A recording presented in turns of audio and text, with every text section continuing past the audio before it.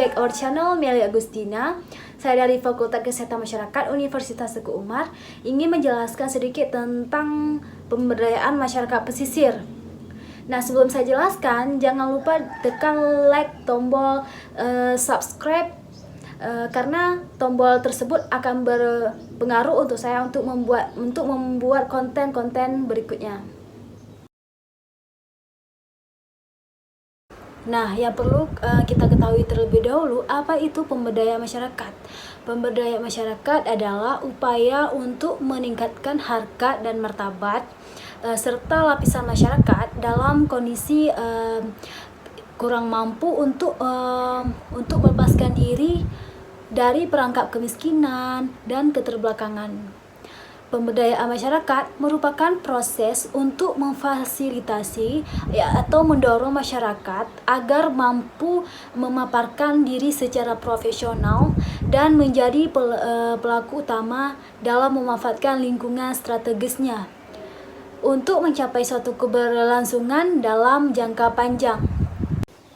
Nah, selanjutnya saya akan menjelaskan apa-apa saja unsur pemberdayaan. Unsur pemberdayaan ada 4. Yang pertama itu ada aksesibilitas informasi. Karena informasi merupakan kekuasaan baru kegiatannya dengan peluang layanan, penegakan hukum, efektivitas, negosiasi, dan akuntabilitas. Yang kedua itu keterlibatan dari partisipasi yang menyangkut siapa yang dilibatkan dan bagaimana mereka terlibat dalam keseluruhan proses pembangunan. Yang ketiga itu ada akuntabilitas, ya kaitannya dengan penanggung jawab publik atas segala kegiatan yang dilakukan dengan mengatasnamakan rakyat. Yang keempat itu ada kapasitas organisasi, yaitu kegiatan dengan memampukan dan bekerjasama mengorganisasi warga masyarakat serta memobilitas sumber daya untuk memecahkan masalah-masalah yang mereka hadapi. Nah, pemberdayaan masyarakat pesisir yaitu upaya untuk memandirikan masyarakat lewat perwujudan potensi kemampuan mereka miliki. Upaya tersebut diikuti dengan memperkuat potensi atau daya yang dimiliki oleh masyarakat itu sendiri. Nah, prinsip-prinsip pemberdayaan masyarakat. Dalam proses pemberdayaan, penting untuk mengedepankan kesetaraan kedudukan masyarakat dengan lembaga yang dilakukan program pemberdayaannya. Masing-masing pihak yang terkait saling mengakui kelebihan dan kekurangannya, sehingga dapat saling bertukar pengetahuan, pengalaman, dan dukungan. Dan prinsip-prinsip pemberdayaan ini ada 3 macam. Yang pertama, prinsip partisipasi, yaitu program yang akan berhasil menstimulasi kemandirian masyarakat jika bersifat partisipatif, artinya masyarakat ikut merencanakan dan melaksanakan, mengawasi dan mengevaluasinya.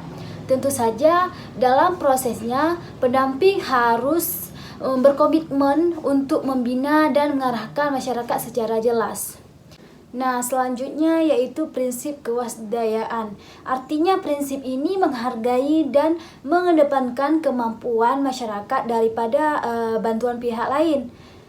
Konsep ini tidak memandang orang miskin sebagai objek yang tidak berkemampuan, melainkan sebaliknya. Yang terakhir, prinsip keberlanjutan.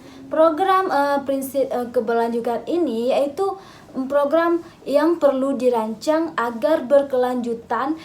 Di awal pendamping memang memiliki peran yang lebih dominan, namun secara perlahan peran mereka akan makin berkurang sebab masyarakatlah yang diharap mampu mengelola kegiatannya sendiri. Contoh program pemberdayaan masyarakat pesisir yaitu program PEMP.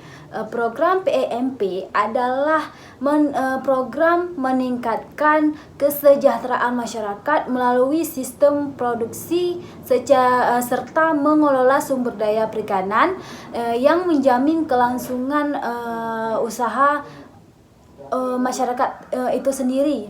Usaha perikanan yang berbasis berbasis masyarakat melalui melalui usahanya sebagai berikut. Yang pertama itu memproduksi kenaikan harga BBM dan inflasi melalui peningkatan dan penciptaan usaha produktif secara berkesinambungan. Dan yang kedua, meningkatkan partisipasi masyarakat dalam perencanaan, pengawasan, dan pengembangan kegiatan ekonomi pesisir. Yang ketiga, memperkuat keseimbangan ekonomi masyarakat. Yang keempat, memicu usaha ekonomi produktif desa pesisir. Yang kelima, mendorong terlaksananya mekanisme manajemen pengembangan masyarakat yang partisipatif dan transparan. Yang keenam itu meningkatkan kemampuan aparat dan masyarakat pesisir dalam mengelola pembangunan wilayahnya. Menurut Sugiarto, dalam Dauri 1996 mendefinisikan wilayah pesisir sebagai kawasan peralihan antara ekosistem laut dan ekosistem darat, baik kering maupun terdalam, yang masih mendapat pengaruh sifat laut seperti pasang surut, angin laut, dan perembasan air laut dengan ciri investigasi yang khas. Kemudian arah laut mencakup batas luar dari paparan benua dengan ciri perairan yang terjadi seperti sedimentasi, pengundulan hutan, dan pencemaran. Nah, masyarakat pesisir merupakan suatu kelompok yang hidup di wilayah pesisir dan menggantungkan hidupnya dengan sumber daya pesisir. Masyarakat pesisir termasuk masyarakat yang masih kental dengan adat atau budaya. Selain itu, banyak dimensi kehidupan yang tidak diketahui oleh orang luar tentang karakteristik masyarakat pesisir tersebut. Masyarakat pesisir mempunyai cara yang berbeda dalam aspek pengetahuan, kepercayaan, atau peranan sosial dan struktur sosialnya. Masyarakat pesisir tidak mempunyai banyak cara dalam mengetahui masalah yang hadir. Masalah kelompok yang dihadapi oleh masyarakat pesisir adalah kemiskinan, keterbatasan pengetahuan untuk mengelola sumber daya dan teknologi. Masyarakat pesisir masih tergolong perekonomian menengah ke bawah. Memang untuk semua masyarakat daerah pesisir yang mengalami kesusahan. Untuk daerah Bengkulu, masyarakat pesisir yaitu masyarakat yang berada dalam perekonomian yang sangat sulit. Kemiskinan masyarakat pesisir disebabkan oleh persaingan antara nelayan modern dan nelayan tradisional, serta tidak dipengaruhi hak-hak dasar masyarakat akan kebutuhan hidupnya. Di samping itu, kurangnya kesempatan berusaha, kurangnya akses terhadap informasi, teknologi, dan permodalan menyebabkan posisi tawar masyarakat semakin miskin dan lemah. Karena cenderung boros, masyarakat pesisir itu termasuk dalam kemiskinan kultural, dan kemiskinan ini terjadi diakibatkan faktor dan budaya.